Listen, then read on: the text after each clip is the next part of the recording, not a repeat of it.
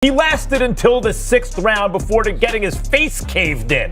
Literally, you can see the x-rays of his jaw online. Jake did not beat the count after absorbing the right hand that broke his jaw, and AJ got the KO. Guys, let me come out and say the story to me coming out of this fight is Jake Paul. This dude is a maniac in the best sense of the word. Imagine standing in a Miami ring, facing a man who weighs 243 pounds, owns an Olympic gold medal, and has spent his whole life knocking people out. For years, fans said Jake Paul was protected.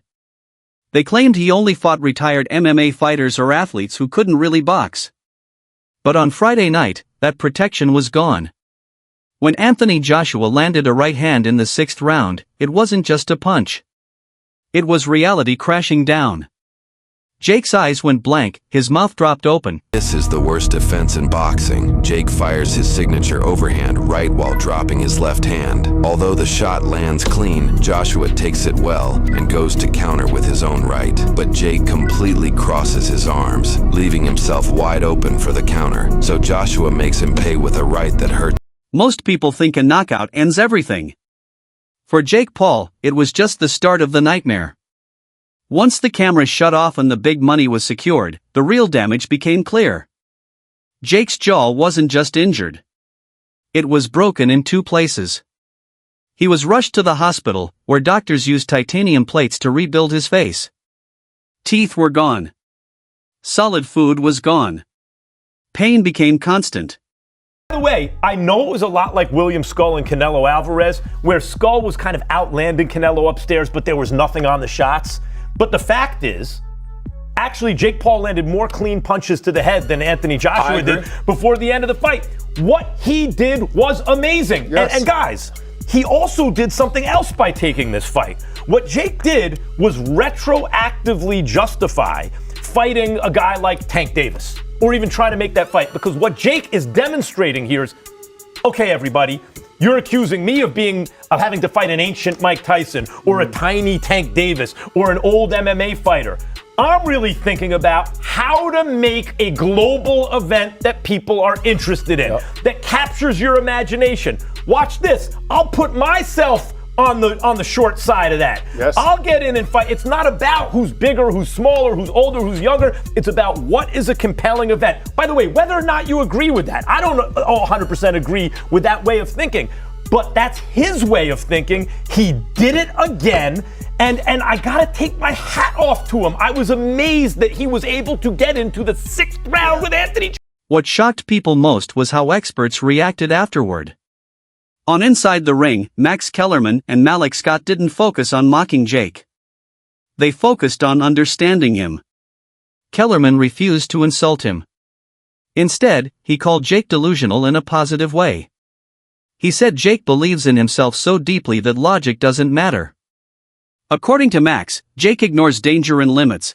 The game plan from both guys from round 1. Jake was very mobile. I mean, he had the happy feet going. He was circling around the outside of the ring. He was not looking to engage in elongated combinations. He was not looking to stand in the center of the ring with AJ. And people are going to say Jake ran from AJ, and you're right. Because guess why? He absolutely had to. Again, talked about this in the build-up to the fight. He had to be mobile. He had to be on his bike. So yes, you're justified in saying Jake ran from him because he had to. He had to. And anybody that convinced themselves that Jake was going to walk to the center of the ring, stand in the phone booth with AJ, and trade punches until someone laid flat, you were lying to yourself, or you convinced yourself of something you saw in the promo. This was always going to be the way the fight went. I wasn't surprised at all that this is the way that Jake started and pretty much fought the entire time. I was a bit surprised that AJ didn't assert himself earlier. Now again, it is very hard to hurt someone that doesn't want to engage in a continuous fight. Round 1, very much a feeling out process for AJ. Didn't really look like he did much, but Jake didn't either. There was one right hand that AJ landed in the 1st round that shook Jake up. That's the danger that was coming for Jake the entire. Before the final crushing right hand landed, Jake Paul was actually landing more clean headshots than Anthony Joshua.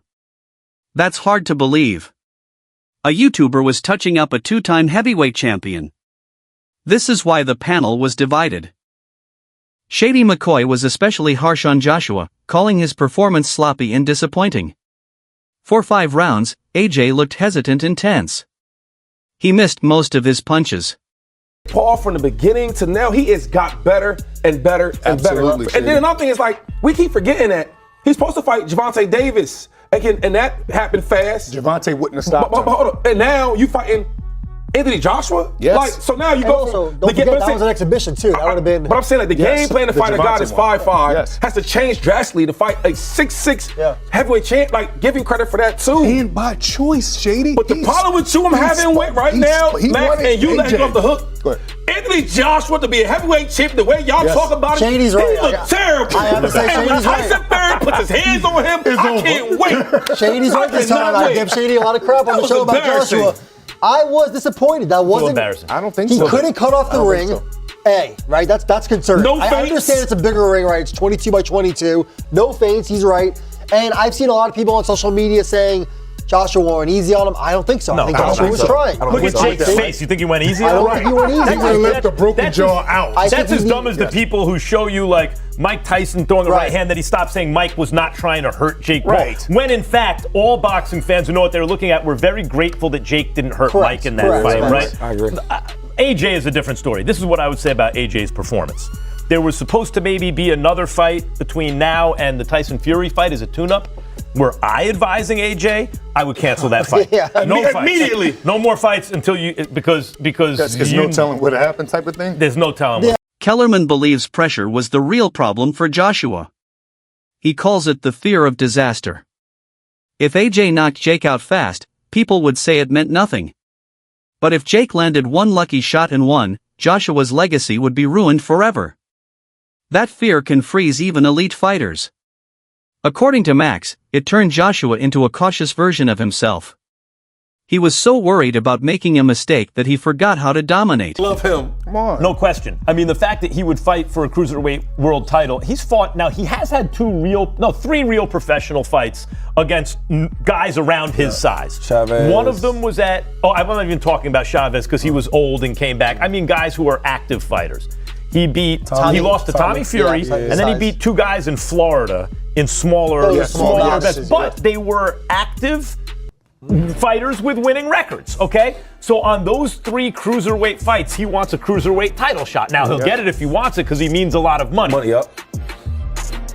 Do you think he's ready to fight for a cruiserweight title, Malik? In 4 or 5 fights, yes, I do. Right, he needs another 4 or 5. Yeah, Now, 4 or but the 5. danger is he, just like with AJ, he could lose in one of those 4 or 5 fights. If I don't derails think it. so. I don't think so because the matchmaking, they've been doing a great job at that. The first chance he took was against Anthony man. Joshua. Look how he Nuts. did. Hold on, man.